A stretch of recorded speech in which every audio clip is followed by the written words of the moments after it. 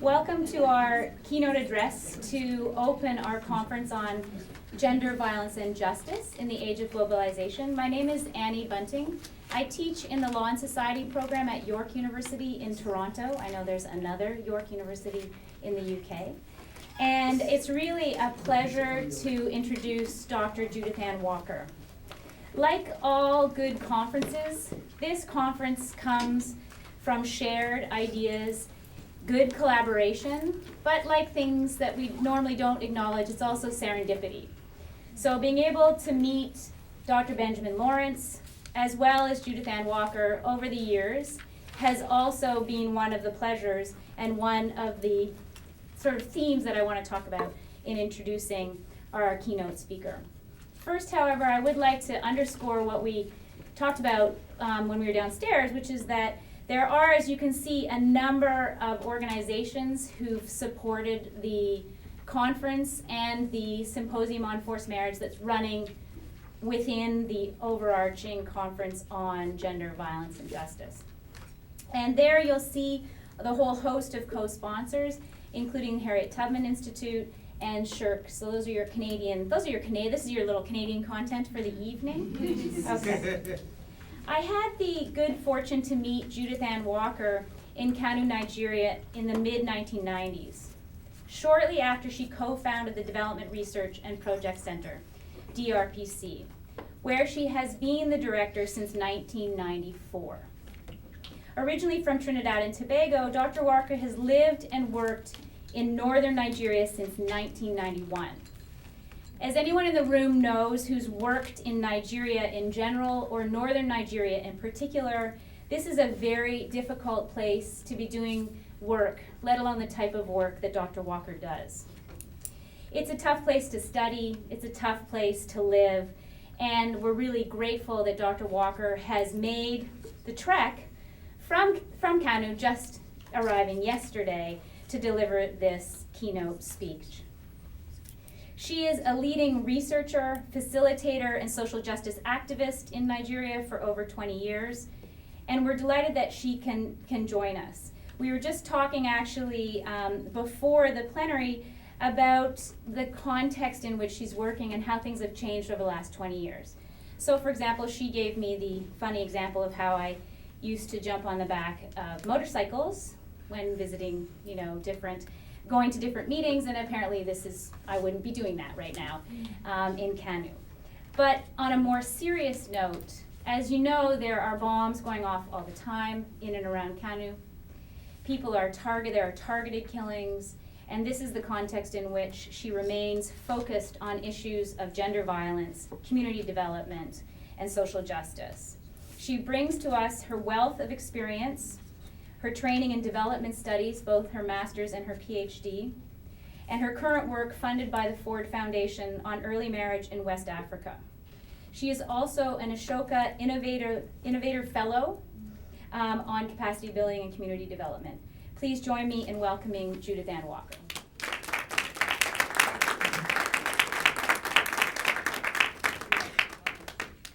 Thank you very much.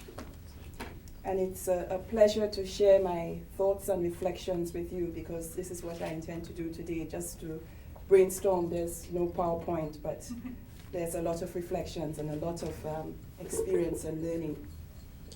Let me start by reminding us of something that we all know. We all know the definition of forced marriage. We remember and we recall there's a heavy component of recognition of duress. We also recognize that it takes place without the full consent of either one or both parties. But there are several manifestations of forced marriage. And we are particularly, in this discussion, I am interested in one manifestation, the marriage of a female child to an adult male.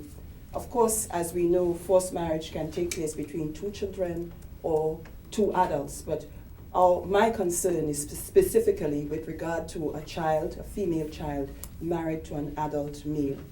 And this is significant because in north of the Sahara and south of the Sahara, this is the pattern of early marriage that is most dominant. And this is the issue that I will speak to today. The topic that I've been asked to focus on specifically is how education, girls' education in particular, and economic empowerment can combat early marriage or forced marriage in this particular case. It's in Africa in particular, so it's a broad topic, but nonetheless we will zero down and share experiences. In sub-Saharan Africa, the pattern of early marriage, as I said before, is one where you have young girls as young as 12, 13 in some cases, married to men as old as 60 years or more, life expectancy permitting, as we know, in sub-Saharan Africa. In this literature, it is referred to as child marriage or early marriage. And the terms are used coterminously or interchangeably with forced marriage, so permit me to use them interchangeably. In all cases, forced marriage is considered a violation of human rights, in all cases. But in the case of early marriage, it's a broader context. Early marriage and forced marriage in this case is considered a far more heinous event in the life of a child. Why? It's specifically considered a traumatic event because of the issue of, I would say, trafficking that is associated with forced marriage. It's associated with harmful traditional practices, sexual violence, and gender-based violence. So in the context that I am about to discuss today, we are looking at early marriage / forced marriage, broadly defined as a harmful traditional practice in the context of sub-Saharan Africa. I must also say that it contributes to the enormous burden, the health burden in the system in sub-Saharan Africa. This is something that we forget, but when young girls as early as 11 or 12 give birth, there's a burden on the health system. The burden comes from the issue of high fertility, the issue of infant mortality, maternal mortality, and morbidity, as we all know is associated with the fistulas. So in a sense, sub-Saharan Africa is a hotspot in every sense, for early marriage. What makes sub-Saharan Africa a hotspot? What do we mean by hotspot? For me, in the work that I've done, I recognize there are two important issues that makes sub-Saharan Africa a hotspot for early marriage. One is the intensity of the phenomena. The large percentage of young girls below the age of 18, the age of legal consent, who are married off. And I don't mean a minor percentage, a significant percentage, as significant as 50, 60, 70% of young girls married before the age of 18. So this is significant, and this is what makes this region a hotspot. It's also a hotspot because it's protracted and pernicious. It is existing for over a period since the pre-independence to post-independence era, and as we enter this new era where Africa is supposed to be growing and dynamic and the GDP is in double digits while European countries are struggling, it continues to persist. The persistence of early marriage is what makes this region a hotspot, the entire sub-Saharan region a hotspot. In sub-Saharan Africa, we've been told by recent UN reports that 40% of all women in the global south who are married before the age of 18 are in sub-Saharan Africa. This is very significant. Interestingly, UN reports, United Nations reports, UNICEF and UNESCO reports also point to some success stories, some good stories, some stories that we can tell each other and feel very happy about. And these are stories in the north of Africa, not in the south of Africa. When many of us are looking at the revolutions across northern Africa, we forget that there's been a beacon of hope in northern Africa and the north of Africa regarding gender issues and regarding early marriage. I will tell you why. North Africa has been identified by the United Nations as having made what is called in the literature the demographic transition. Across North Africa, compared to sub-Saharan Africa, what one finds is a lower fertility rates, higher age of marriage across the north. I mean countries like Egypt, Tunisia, and some of us who are following the issues in Libya would forget the enormous achievements that were made in Libya under the Gaddafi administration for women. And this is something that we need to remind ourselves about. I'll share with you a few statistics. In Egypt, for example, in 1975, 22% of all girls below the age of 18 were already married and in their husbands' homes. That's in 1975. By the year 2003, this figure had fallen from 22% to 10%. Only 10% of Egyptian girls were married and living in their husbands' homes. Similarly, for Tunisia, in 1975, 11% of all Tunisian girls under the age of 18 were already married, 11%. However, by 2001, that figure had fallen to only 1%. 1%. So there's good news. And Libya, the figures are similar, the pattern is similar.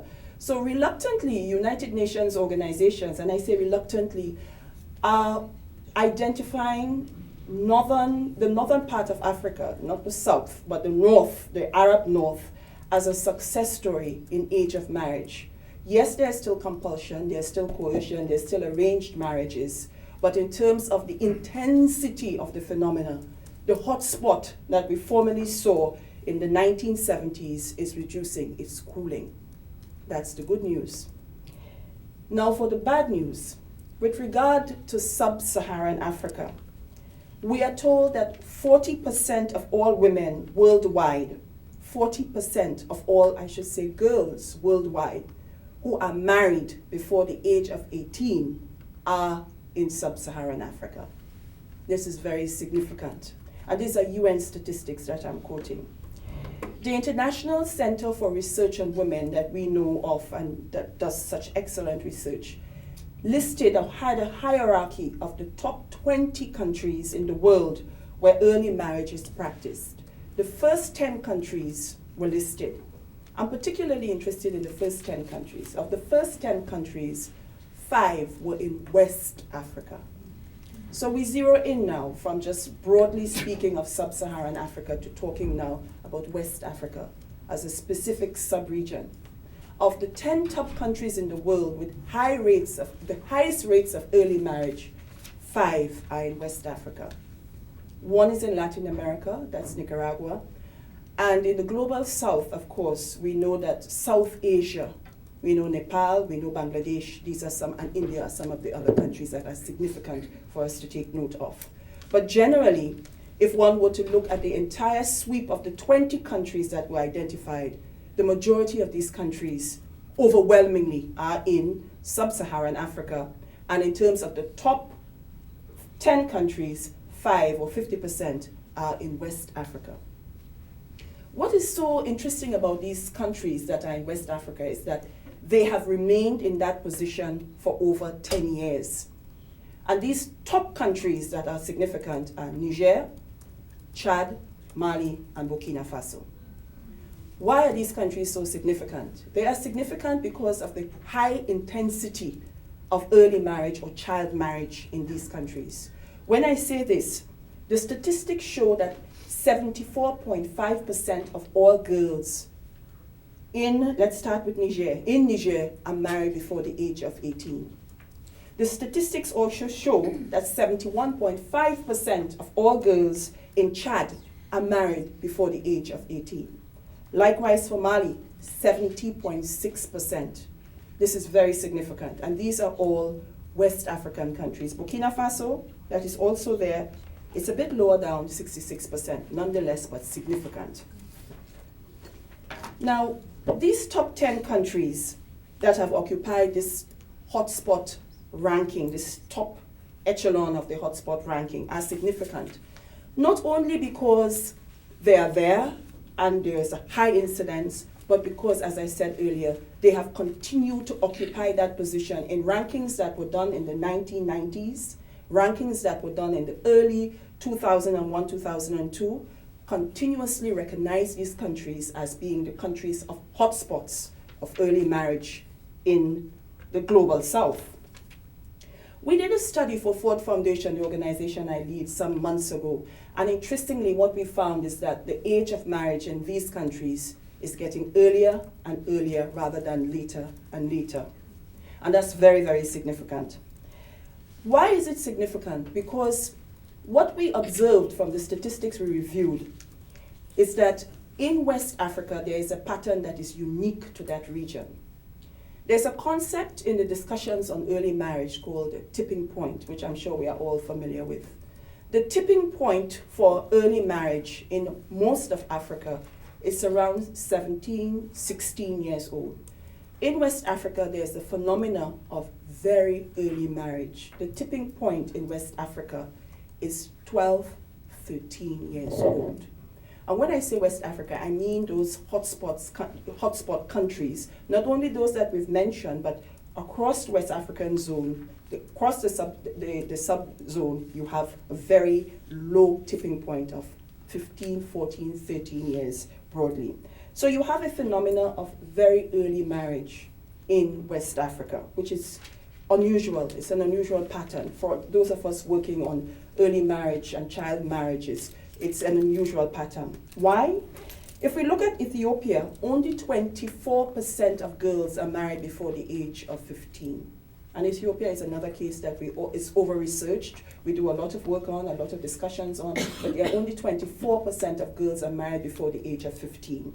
Central African Republic, 21% of girls are married before the age of 15. But with regard to Niger, what we find is 36% of girls are married before the age of 15. I'm not talking about 18, I'm talking about 15. Likewise for Chad, it's 35%, Mali likewise also. So there is a specific and peculiar phenomena of early marriage in West Africa that renders it an important case study for in-depth research. Why does this happen? But this is not only the only distinguishing feature for West Africa. Another distinguishing feature is high fertility rates. In fact, what we found is that a girl in Niger, Chad, or Burkina Faso, by age of 17, is likely to have given birth to 3 children. I'm not saying that they will survive, but have given birth 3 times.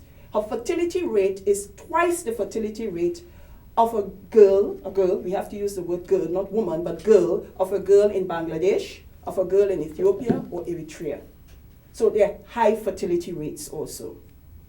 What is also significant about West Africa is that very low social protection, the social nets that one finds in Bangladesh, access to microfinance does not exist in West Africa. So again, we have a peculiar phenomena in the West African sub-region when we talk about early marriage. Then we also find that the girls who are married before the age of 18 in West Africa are more likely to be illiterate as compared to Central Africa, as compared to South Asia. Let me run a few figures by you. In Niger, for example, 77% of the girls who are married before the age of 18 are illiterate. 77%. In Chad, it's 63%. In Mali, it's 67% of the girls who are married before the age of 18. So you have a perfect storm. Illiterate, very high fertility, very low tipping point for early marriage. Perfect storm. So it's very easy and it's inevitable to understand high maternal mortality, high maternal morbidity, child morbidity, child mortality, infant morbidity. And this is the scenario in West Africa in particular. If we look at Tanzania, for example, where the rate of early marriage is 39.5%, the literacy rate is 76%. So in a country like Tanzania, you have a relatively high rate of early marriage, but the girls have access to education. And one would imagine if there's access to education, there will be more informed decisions about age of first delivery and, of course, spacing births. So West Africa is a hotspot. It's a unique hotspot.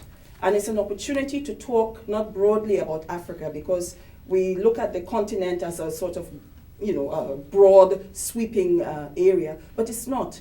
North Africa is different. There's a different pattern. There's a different experience in North Africa. And within sub-Saharan Africa, we have a peculiar problem in West Africa. And very often we forget that. We talk about sub-Saharan Africa, but there are zones of particular interest with specific problems. So this particular constellation of events leads me to focus more on West Africa as I continue this talk today. But let me back up a little bit and say one thing that is very important. Just as I have recognized that there is a problem of early marriage in West Africa, just like today we talked about the problem of forced marriage generally in the global south and the need to focus on it, it's timely. A lot of international development organizations right now are focusing on that issue. It's topical, it's timely. In fact, this conference fits into a pattern where there are general discussions all over the global north and the global south about forced marriage, early marriage, and more importantly, what do we do about this problem? Let me flag for you some of the organizations and agencies that are focusing on this problem. As we know, for the first time, the United Nations has designated the year, this year, they've designated a specific day to recognize the girl child. And around that particular day, commemorating the girl child, there was a speech given by the Secretary General on the importance of girls being in school and not being brides. So at the multilateral level, we have the international development organizations such as the UN reminding us about the importance that girls should be girls and not brides. That's a slogan that's being used. USAID, the administrator, has made a very strong commitment that USAID is focusing on the problem of ending. Some organizations use the word eliminating, but they use the term ending early marriage. And the focus on the global south with specific reference to the problem of early marriage in sub-Saharan Africa. So again, USAID is involved. We have several organizations. Ford Foundation has put funding on the table. It's one of the few organizations that has said not only are they committed to ending early marriage, but they are putting $25 million on the table to end early marriage. The DFID, the British organization, likewise, they have a target of 1 million girls back to school in the next 5 years. So it's topical. It is perceived as a problem that we focused on in the 1960s, again in the 1970s, again in the 1980s. It's not going away. So there's a renewed interest, kinetic interest, in fact, as much as international development organizations can put a lot of determined energy into solving a problem, this problem has attracted the attention. So we are, in fact, discussing an issue that is not just singular to this forum, but is resonating in so many different forums. Now, as these organizations review the situation of forced marriage and early marriage, there's a lot of rethinking about what are the strategies. There is a lot of skepticism also about what has worked and why it hasn't worked before, because as we know, a lot of funding has been committed to ending this problem. So the rethinking and talking about the issues and developing position papers and coming up with recommendations and desk reviews, one of the things that's being done is a conscious effort to look at best practices and identify what works. And here is where I come to the issue of girls' education and women's economic empowerment. The two specific issues I was asked to look at. What are the prospects of girls' education, educating girls, keeping them in school, and women's economic empowerment for alleviating, eradicating, or eliminating this problem? And this is an important question. Now, it's important to discuss the prospects of these two strategies against the background of what we know to be occurring in the world globally. There is a fall in international development assistance, official development assistance to the developing world. Last year, we were told it's 4% OECD reduction in funding to the developing world. The year before, it fell by 2%. So any intervention that we find ourselves thinking about or putting forward or even considering, the intervention has to be cost effective.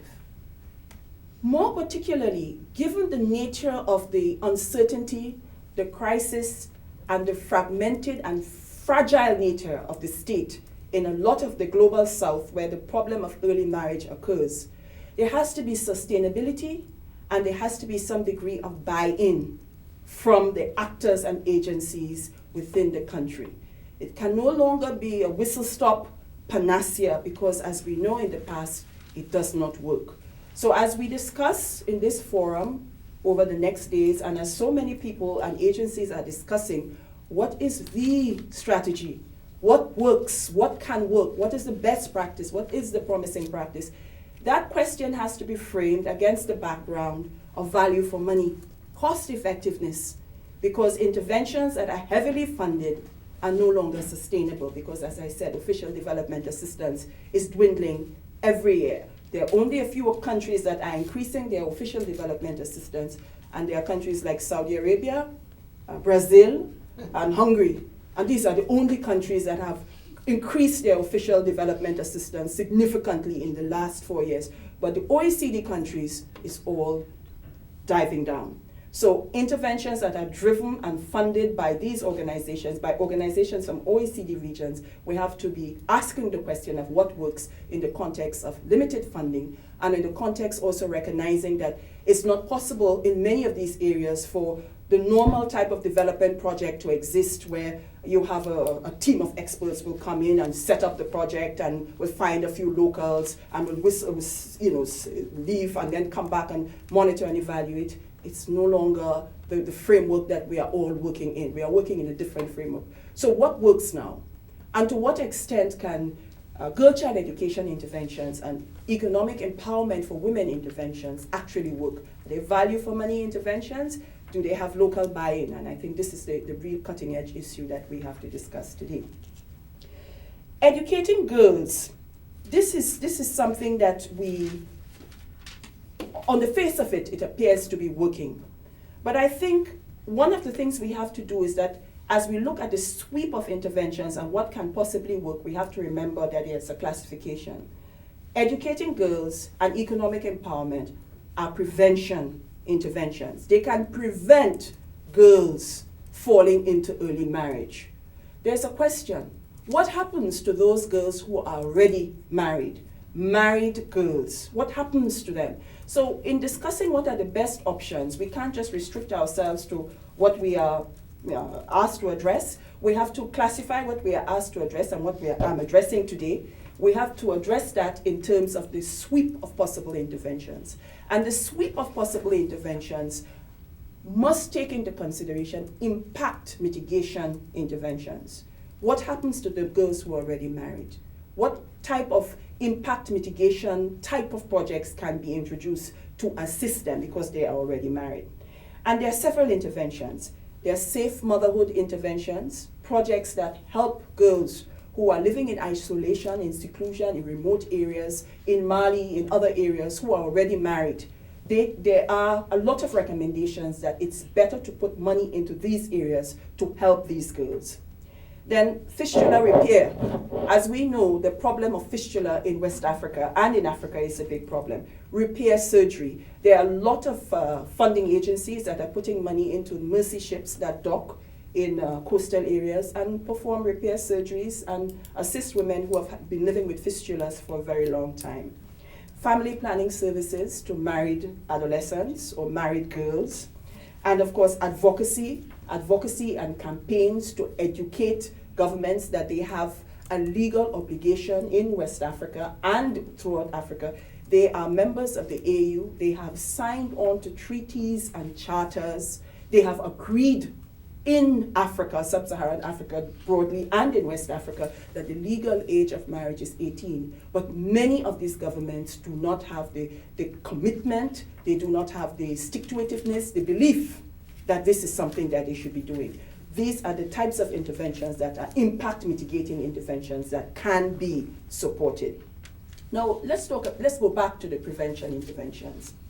In addition to girl-child education and economic empowerment, we do have other prevention interventions. There are other strategies that can be pulled out and can be tried.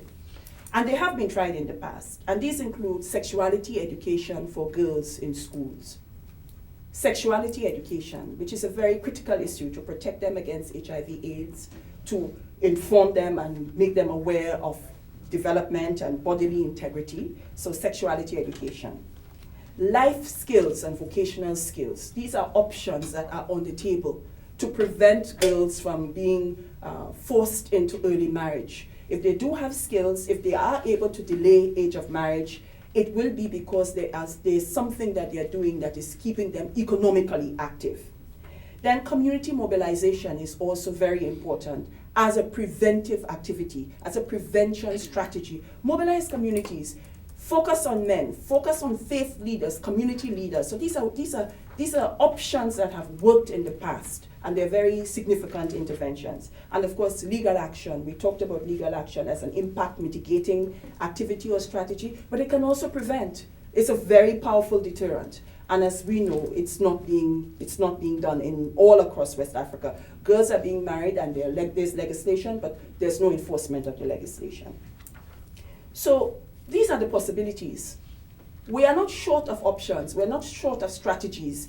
When those of us who are considering and working and discussing these issues, even the skeptics amongst us, there are a slew of options that can be tried and can be invested in to end early marriage in sub-Saharan Africa and in West Africa in particular. But let's look at what makes girl-child education so significant and so important. What makes girl-child education significant and important is because a lot of these other options I suggested to you, there is a pushback from the community. If you say sexuality education, traditional institutions and individuals who are faith and community leaders, they push back. They don't accept sexuality education. If you say legal action, the NGOs, even the feminist groups, have limits. It's very difficult for them to tread that ground. But girl-child education is an acceptable area. I don't want to say there's a large degree of consensus. One has to be careful. But what there is that there isn't that opposing voice. If girl-child education is put on the table as a strategy to end early marriage, you find politicians, policymakers, faith leaders, women activists all agreeing girl-child education is a good thing. Of course, there are exceptions, and as Annie said, I'm coming from northern Nigeria, and as you know now, there is a whole counter-philosophy that says that Western education is haram.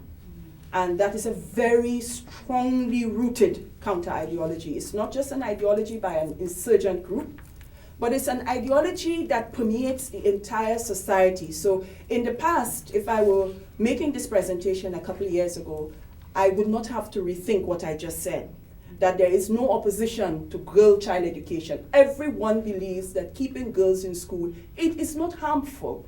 Some would say it's a good thing, but generally most people, most leaders in the society, most individuals in the society will say it's not a bad thing. Now, however, I believe I'm not just speaking about northern Nigeria, I believe that I'm also speaking about Chad, Niger, Mali, and Mauritania. There is a counter-ideology that Western education is a bad thing. And it's particularly bad for girls. Now we have to, it's not part of the scope of this discussion, but I think one has to interrogate why this is so. And it is so largely because the people who feel that way have the evidence. What has Western education gotten the girls or the boys? What is Western education? What is it for? And I think when they ask those questions, what they see is buildings and school halls without roofs, teachers, male teachers who abuse female students, and there's nothing that prevents them from doing that. There's no teacher quality control, and more importantly, students do not pass. So why Western education? Why emphasize it? Why desire it? Why should there be a demand for Western education when it delivers nothing? And I think that this is a very important side discussion, but a salient one nonetheless. So it's important to note, however, that though the counter-ideology is there are still a lot of people in the society that believe that it's not necessarily bad. It's a good holding pattern for girls if they stay in school for a few more years. So keeping girls in school, it doesn't really resonate too negatively, but At this current conjuncture, it does, and we have to recognize that. But more broadly, there is some general consensus. Yes, it's not a bad thing. And there is more support for keeping girls in school when Western education is interwoven with vocational and skills acquisition. So I think that the whole notion of what should be done, this question that we are discussing today, education for girls is a good option. Education for girls, there's little pushback, though increasingly so. And education for girls, when it's interwoven with skills and vocational education, it's even more acceptable. So in the slew of options, the question that we are dealing with today of how do we use girls' education to stop or to combat forced marriages, it's a salient one. It can be used, there would be support for it in society, and more importantly, why Western education is significant for girls is because there is funding. There is a lot of funding for girls' education programs. The girls' education programs are well funding. We have the GEP program, it's a global program. We have universal access programs. They are very, very well funding. And more importantly, you don't have bilaterals. Well, bilaterals are significantly working on in girls' education, but the presence of the multilaterals is far more accepted. When I say that, UN agencies, the involvement of UN agencies is very significant across sub-Saharan Africa, and their work closely with the government is very much accepted. So there is a lot of momentum building for girls' education. There's a lot of latent support for girls' education, and it is a sustainable and it's a tenable option for keeping girls in school and out of their husbands' houses. I think we must also say that there are templates with girls' education. The girls' education programs coming from the multilaterals come with lots of templates of how to implement programs, how to monitor, how to evaluate, how to involve communities. There's a lot of energy and thinking and technology around how to get it done. And I think that makes it very much easier. It's been our experience in my organization, whenever we are considering this issue, it's very important to see the acceptance. When we talk to people, they say, UN agencies are involved, UN agencies are recommending this. This is a UN school, and there's a lot of acceptance. So there are strong possibilities for girl-child education across sub-Saharan Africa and in areas like northern Nigeria in particular that are very difficult to program in. And it must also be said that the structure and design of girls' education programs make them far more easier to implement. I'll tell you why. Girls' education programs have an in-school component. They're also designed to have an out-of-school component. They have formal education. There's non-formal education. Girls' education programs are also focusing on girls only, and they're also programs that have affirmative action for girls, but also incorporating boys.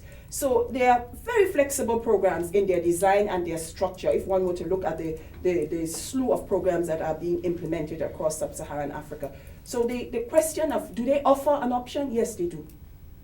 Yes, they do. Not reluctantly, but wholeheartedly, they do. They keep girls in schools, and they keep them out of their husbands' houses or potential husbands' houses. So they do.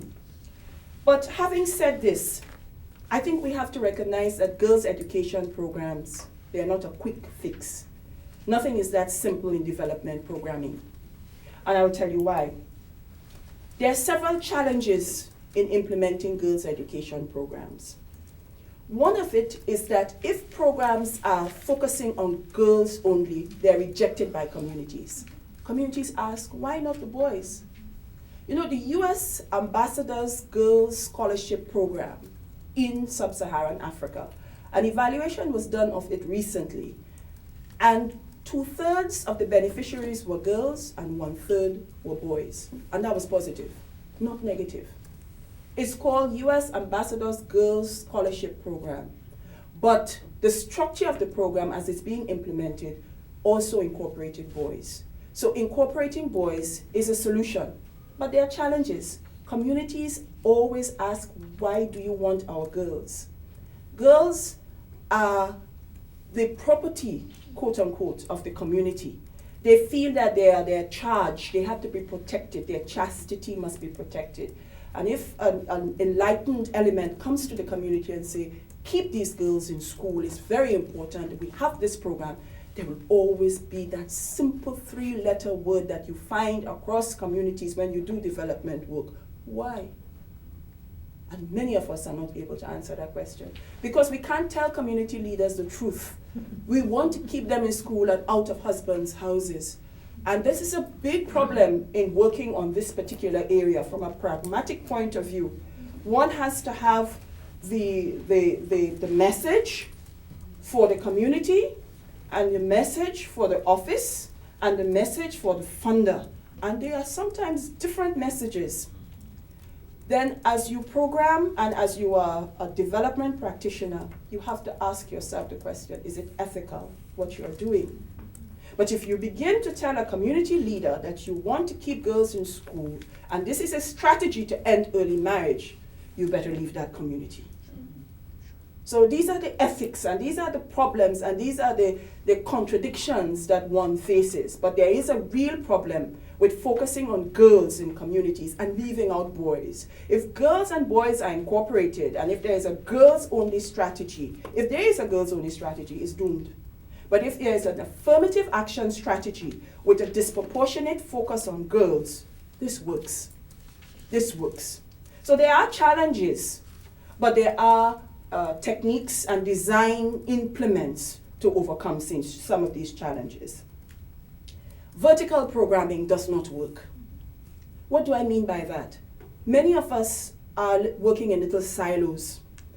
I'm an educationist, so I will just develop an education program. I'm concerned with the girls, and when I do my budget, the budget is for the girls and the girls' education. What about teacher quality? What about infrastructure? What about how the girls get to the schools and how do they get back home if it's not a boarding school?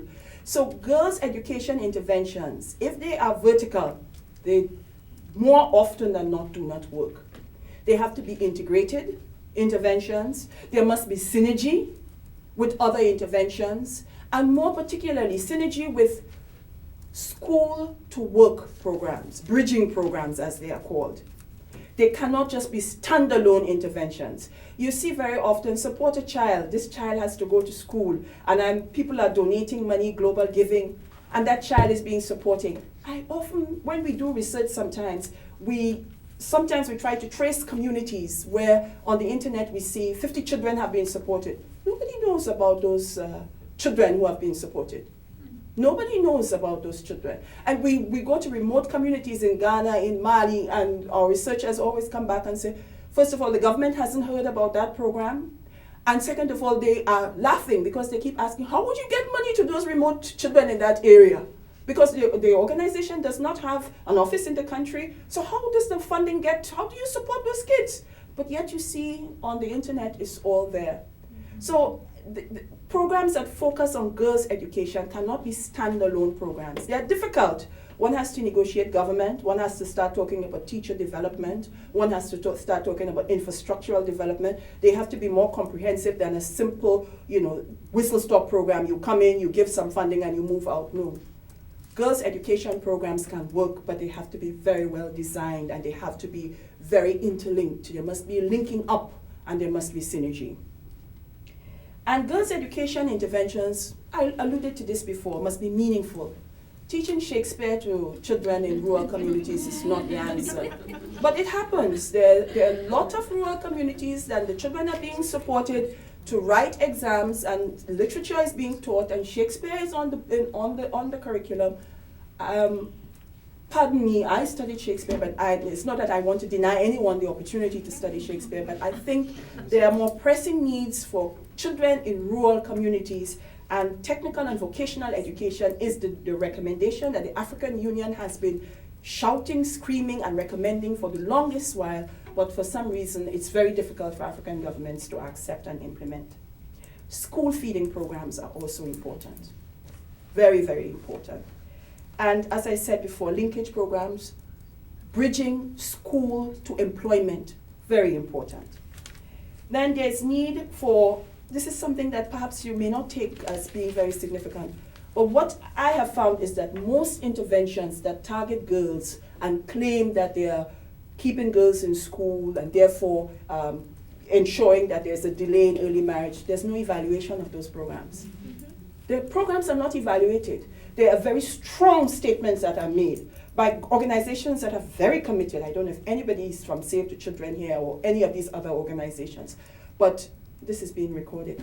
Anyway, but many of these organizations do not evaluate their programs. They do not. They start with an assumption. It's clearly stated that this is an education program. We care about children. We are keeping them in schools. We care about girls. We are keeping girls in schools. And therefore, we are trying to delay age of marriage. And at the end, this is a baseline. This is the project document. And at the end, there's an end line that makes glorious claims. But there is no evidence whatsoever. So evaluation and research is very important for those of us in the academic community, those of you in the academic community. I'm in the practical community. If those of you in the academic community, it's a challenge to actually be able to link up an intervention with an outcome and an impact. We are just talking. We are just hoping. We want to see change.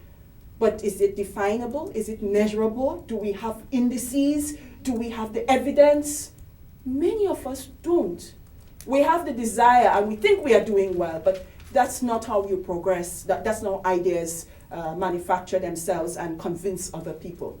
And of course, others are being convinced, and a lot of funding is coming into these projects, but without the empirical data.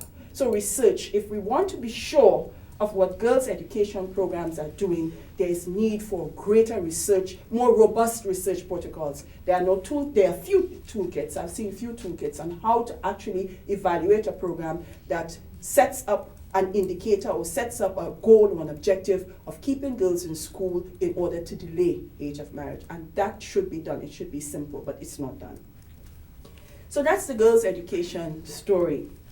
Now let's talk a bit about economic empowerment. And I must say that the whole issue of economic empowerment for women and caregivers, women, mothers, and caregivers, is a transplantation from Latin America.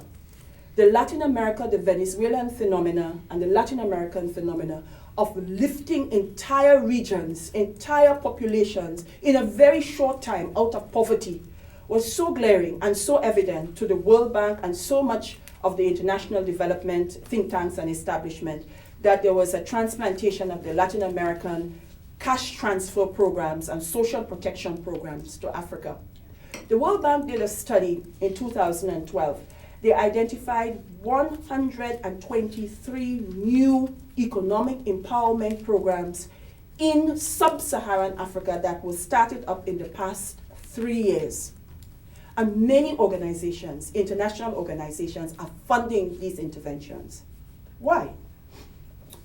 There's a underpinning hypothesis that if you fund and you support a woman, if she's a caregiver, if she's a grandmother or a mother, if you support her, girls will go to school, the family will benefit, as opposed to if you support a man, the man in the household.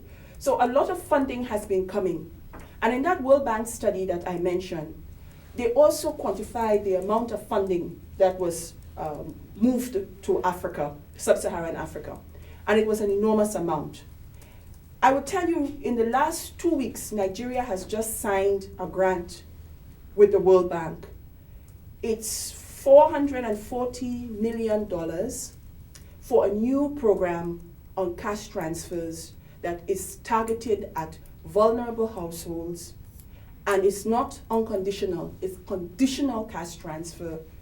Girls have to be kept in schools for the parent or the person who is the recipient of the funding to get the next tranche and the tranche after that. So it's a conditional cash transfer program. Economic empowerment programs take multiple forms. They can be microfinance, they can be unconditional cash transfer, they can be conditional. The most effective is conditional cash transfer programs, that there is a condition attached. So if the mother gets the money, then the condition is that you have to be able to demonstrate that the child is going to school, that her uniform is being bought, and that she's progressing through the school system.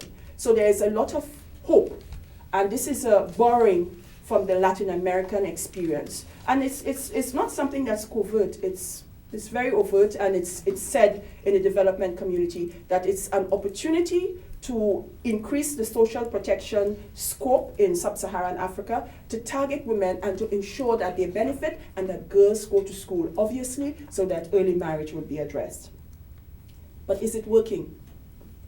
There are challenges with the conditional cash transfers program. There are challenges with the microfinance programs. There are challenges with the unconditional cash transfer programs also. I must also say that it's not entirely an alien implant. The African Union has been working assiduously to ensure that governments across the sub-Saharan Africa, across Africa, sign on to cash transfer and social protection programs that benefit girls and women. There are protocols and governments have signed on to them. There are best practices, there are regulations, there are so many instruments to ensure that these programs work. So there is an external impetus, there is also an internal acceptance and impetus. So it should work, but there are challenges. Let's discuss some of the challenges. Targeting is a problem. There's a big problem of targeting. Because in Latin America, the poorest of the poor, the vulnerable, the at risk were targeted. There is a difficulty of inclusion and exclusion. Who to include and who to exclude. And more importantly, with populations as large as they are in West Africa and in Africa in general, there is a problem of inclusion and exclusion. It becomes a political issue, even for objective international development organizations. So there's a problem of targeting. Then there is the big question in the Islamic part of West Africa, if we were to look at that specifically, where women are in seclusion, women are in pada. How do women, there is an assumption of agency and of autonomy of women embedded in these programs. Yes, this can work in Latin America, but in a lot of the countries where there's the greatest need, the assumption of agency, of autonomy, it cannot be borne out by empirical evidence. Women cannot go to a community center and access funding and then remit it to the family and conduct an activity, an economic activity. I'm not saying that women are not engaged in economic activities. They are in the domestic sphere. To even move out to the public sphere, many of them need permission. So they are circumscribed. The assumptions of these programs do not work. And many women, when they are targeted and they receive funding, they receive it with one hand, it goes to the husband in the other hand. And he may use it to take another wife and not to help the girl children in the household. So you have that problem. Then there are no guarantees that the girl child is able to access education, especially in remote areas. I think one of the things that we forget when we do this work is the issue of how remote some areas are across, I can speak for West Africa that I know very well, how remote areas are, extremely remote. How do they even access the funding? Where do they go to? We are told that mobile phone technology was used in India and in Latin America to bridge that problem of access. But mobile phone technology is not as efficient and is not as comprehensively covered. It's not covering as a large enough area in West Africa. So you have communities that are excluded. So targeting is a problem. Inclusion is a problem. And there's so many other problems which makes the conditional cash transfer and even the unconditional cash transfer program not work as it should. It's very interesting that when the World Bank completed that, it's a book, in 2012, they were it started with a great deal of zeal. It was done by a group of 5. They identified this new wave and this new movement that was borrowed from Latin America. But they ended by saying, programs, this is a quote, programs often do not require that cash payment recipients be females. The focus was conditional cash transfer to empower girls and to empower women. But their finding is that programs often do not require that cash payment recipients to be females. In contrast to many other cash transfer programs around the world, Many programs in sub-Saharan Africa do not specify that a woman should be the recipient of the cash. So we are putting a lot of money into cash transfer programs. We are assuming that social protection will permeate from the woman recipient to the children, the female children. But this is the conclusion of the World Bank. And there's a long quotation, and they are waffling. They are waffling. At the end of it all, they do not condemn the practice. The issue is that something is working, so let it work. But if it is not gender responsive, who is it working for? Is it working for keeping the same structures and systems in place? And a few of us can question and raise those issues, but I don't think the World Bank can. But in fairness to the World Bank, they raised the issue that cash transfer programs in sub-Saharan Africa do not benefit women. But still, governments are borrowing money from the World Bank, from the IMF, for cash transfer programs. That's a new wave across Africa. And in the proposals that are written, we are being told that women will benefit. But as we see, they don't. So we have discussed girl-child education. We have discussed economic empowerment. I think we have seen that there are potentials and there are possibilities, but I don't think that there is a quick fix in dealing with this big issue of how to keep girls out of the houses of husbands at the age of 11, 12, 13, 14, and surely under 15 in sub-Saharan Africa and in West Africa in particular. There are challenges, but there are, from a technical and a pure point of view, the instruments and the options can work, but they need to be fine-tuned. Someone talked about nuanced discussions. We need to recognize that it's a nuanced area. There's no panacea. The practical experience tells us that things can work, but we have to keep working at it with energy and with new ideas. And I think that we have to recognize the environment and we have to engage the environment, not as a not as an interdependent variable, but as an independent variable. And programs must be designed to address those issues in sub-Saharan Africa. In conclusion, I would like to say that I started by reminding us what forced marriage is all about. We moved on from looking at forced marriage to an area of forced marriage that is specific to sub-Saharan Africa. That's early marriage of girls. I think that the recollection of what forced marriage is something that we can all say, yes, we know it. But I think there are many things that we don't know. I don't know, that I keep discovering. And I think that if there's going to be any, I don't want to use the word solution, any effort to address the issues, the academics, the development practitioners, the skeptics will all have to work together. The historians, the ethnographers will all have to work together because this area is largely under-researched. It's under-researched. There are few studies. If you look at studies on hotspots, there's a lot on Ethiopia, a lot on Bangladesh. But if you look at the West African region and even the Central African region, there isn't as much. So there is still an opportunity for us to really engage and try to understand the issues. And I think that a lot of us will confront the issue of culture, patriarchy, and the issue of high fertility. Because the reality is, whatever the intervention might be, it may solve a problem today. You keep girls in schools today, but the population is growing at an enormous rate. So you have to keep building schools, and is that what we want to do? So we may have to discuss the inclusion of family planning programs, population policies and programs. And for many of us, as we know in Africa, this is a no-go area. It's a pro-natalist area. People love children, they want children to be born.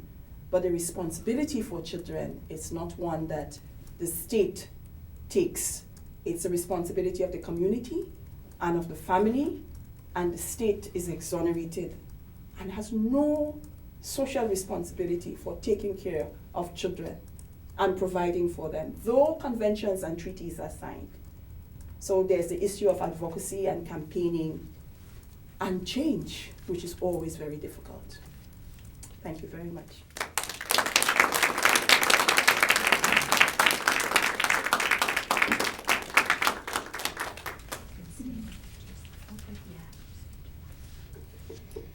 Thank you very much, Judith-Ann, for both kicking off our conference and giving us, as in your own words, robust empirical research, a case study of gender violence that will give us lots to think about over the coming days. We have a couple of minutes, and Judith-Ann was good enough to agree to take any pressing questions, so I just asked her to stay, and we'll do that for the next 10 minutes. I'll start just behind you. 1, 2, 3. Yep. Okay. Go ahead. Dr. Walker, thank you so much. That was very enlightening, and hats off to you, because I personally know what you're going through in terms of the challenges that you face. I was born and raised in northern Nigeria, and I saw this firsthand, particularly when looking at a lot of my classmates in school. And also, I witnessed my mom, who was an educator, who was an American, got married to my dad, who was a Nigerian, and relocated to Nigeria. And I saw that as a constant battle for her in taking up education as her own personal goal and her mission in life. And the major obstacle that she faced was, how do you retain children, especially girls? And she taught in high school and she was a principal. How do you retain them past high school and then into the tertiary levels? And she found that a lot of them went through elementary school and stopped in the high school. And I think when we're looking at, and what she noticed is that there was a huge disconnect, like you pointed out, between what you're trying to impact on the girls and what is being reinforced or not at home. And a major challenge that she faced was the parents, the community. And I remember her taking me with her to the emir's palace, which was the local leader, to sit with him to talk about ways in which we could retain the girls. I remember her fighting for girls because their parents would literally come to school and pull them out of the classroom and say, you're going to get married. And these were girls that were 11, 12. And also you find that there's a high divorce rate of girls who are married, and then after which, when they're divorced, they have not acquired the necessary life skills and things that they need to ensure their own survival and the survival of their children. So apart from the early marriage, you also have the high divorce rate among these girls. And you get divorced in your early 20s, mid-20s, and by 30, it's the sense of hopelessness that kicks in. So I guess the question, after saying all that, is we sort of try to, in a lot of ways, parachute the Western paradigms on not so Western societies. And there seems to be, as a result, not surprising, pushback, because it's not familiar and it cannot be contextualized. And they just cannot see the possibility because it goes against everything. When you educate girls, you're challenging the patriarchal system. You're saying to the girls, that's what the perception is, don't listen to your husbands. So how do you, I guess, for me, my research is to kind of see indigenous ways where you sort of educate the girls, you give them necessary skills, but at the same time, they can go home to their husbands, and then you don't have that elbow brushing that they anticipated when such occurred. So it's not just, like you said, reducing the lower girl marriage, but it's when those that get married, eventually, even after they get the education, when they go to their husband's home, is there going to be some shuffling going on? And also, when that happens, the kids and there's a huge respect and desire for girls, no matter how educated you are, do you want to get married, or you want to stay married? So that's sort of, it's a challenge, and I want you to speak on that, because we can always say something, but how do we generate community, grassroots solutions, and not something that's parachuted that is so foreign, and it questions the whole, or it threatens the whole issue from our own perspective of sustainability in the future. Four-letter word, the state. You know, I made mention of something earlier, and it's something that I see, I live, I feel. The state has abdicated responsibility. Civil society is stronger than the state in the region that you are talking about. Civil society is traditional, patriarchal, and has its traditional and patriarchal values. The state can negotiate civil society, can lead by example, can put boundaries, regulations, enforce laws. But the state opts out. It's a reductionist answer, but this is what the state is there for. The state produces, distributes, redistributes, regulates. The state in a lot of Africa abdicates responsibility for the social sphere. If this school is going to be built, it's going to be built because it's a contract, and not because there is a policy for education that they are committed and mobilized around. I solemnly believe that change is possible.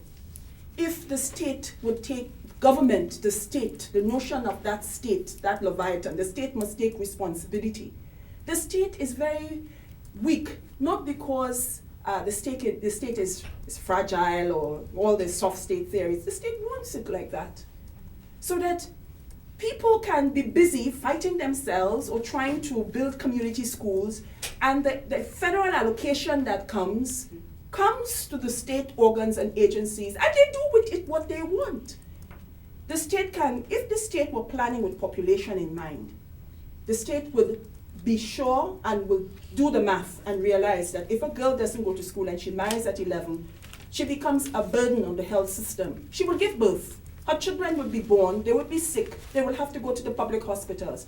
If the state would do the math, it would be a very simple equation. It's better to keep her in school, it's cheaper, more cost effective, than to allow her to give birth at 11, 12, have a fistula, which she's going to probably suffer for her whole life, and probably will have to repair the fistula. The child is dead, the destruction and everything to the family that is caused. And you can do the math, you can do the cost-benefit analysis, but the state abdicates responsibility. The state can lead. What is the state in Kano doing right now? In Niger also, you've mentioned early marriage, you've mentioned early divorce. Early divorce is a big phenomenon in Niger and Nigeria, northern Nigeria.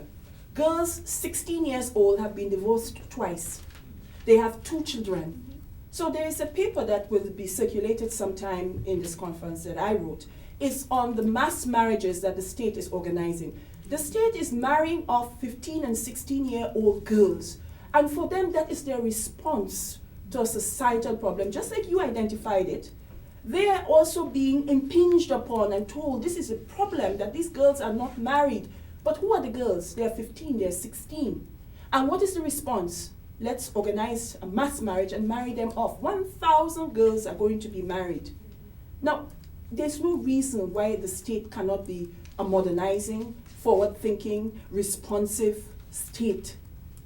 But the state abdicates responsibility.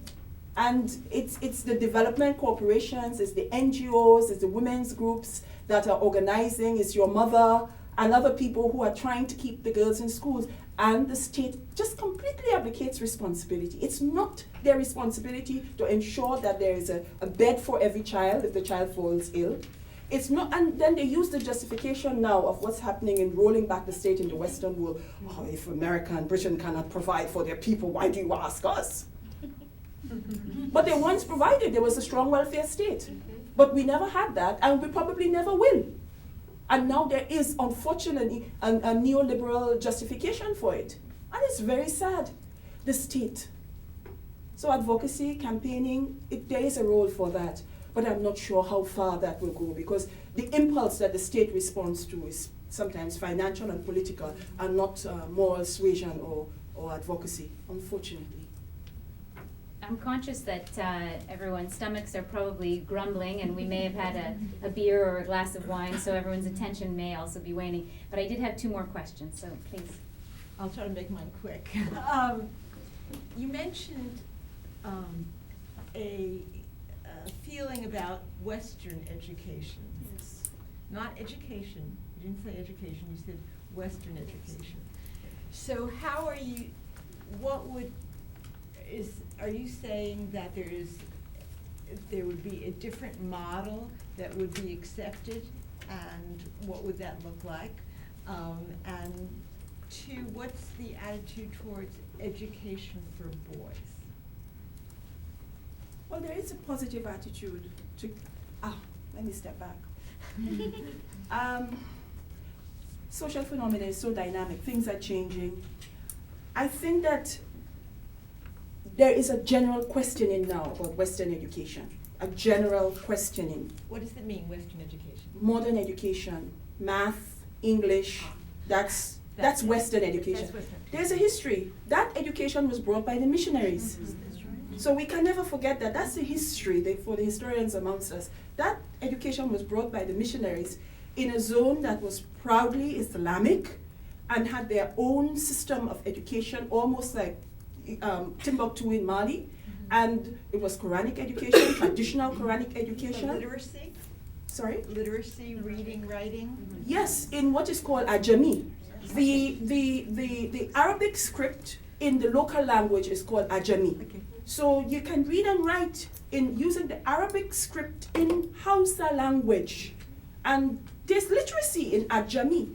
Ajami is Arabic script, but it's Hausa language. So there is a subculture and the historical antithesis to the Western society and the Western way of doing things. It's so ingrained, and it's historically ingrained. It's the fight against the missionaries, the rejection of the missionaries, and that has just come back. So to talk about Western education, which is called Boko, Western education, and then to say it's haram, because that's the name of the group, Boko Haram, and it's across northern Nigeria, and it has to feed on something. It has to feed on an ideology, and there is a fear of Christianization, of Westernization, inherent, ingrained fear, even by those who are Western educated, even by those who have gone to the premier institutions in the West. When they go back, entirely different. The society is bigger than the elite. Civil society is stronger. Traditional society is stronger. They are captured. They're embedded in that society. And the community is so large. You cannot be an individual and step out and say, I am Western educated and these are my values. You'll be ostracized. Society has a strong pull on the individuals. So to answer your question, are there models? Yes. USAID tried for a very long time in northern Nigeria to implement a hybrid model, the Islamia, which is the traditional Quranic education and modern Western education. So you will have the Islamic education and you'll have basic math, because it's always told to the teachers that math has its history and origins in Islamic theorizations and Islamic world. So they assume it will be accepted. Also math, reading, writing skills. But there is a problem again. You know, the development organizations come in and they set up these programs, but the state does not run these programs well. So people lose confidence. They go back, they retreat to what works for them. And that's the historical, traditional Quranic education, which is only memorization of the Quran. Nothing else. Nothing else. And that is the model, that is the preferred model. That is the preferred model, not the modern schools, and the hybrid is also failed. If these things were made to work, if they were nurtured and supported with commitment, the best practice will be clear. Everybody will see a best practice. Even an illiterate person knows a best practice and will know that they can buy into it and benefit from it. But people ask the question, why? Why should I send my child to school when there are no teachers? And there are no teachers. Why should I send my child to school and they fail? The pass rate in the exams are so low, they do fail.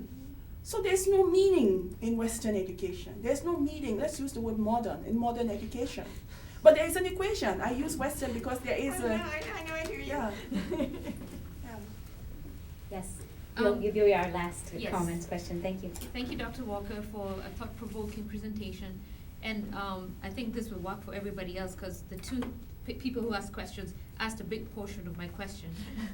So I'm from Kenya, and the backdrop for my question is, I was a urban-raised child who ended up going for teacher education in the top university in Kenya and was placed by the government in a rural community. So of course the culture shock and all that stuff, but seeing the different ways in which the girls in this rural community grew up as opposed to how I grew up was one of the biggest lessons that could not have been taught in school.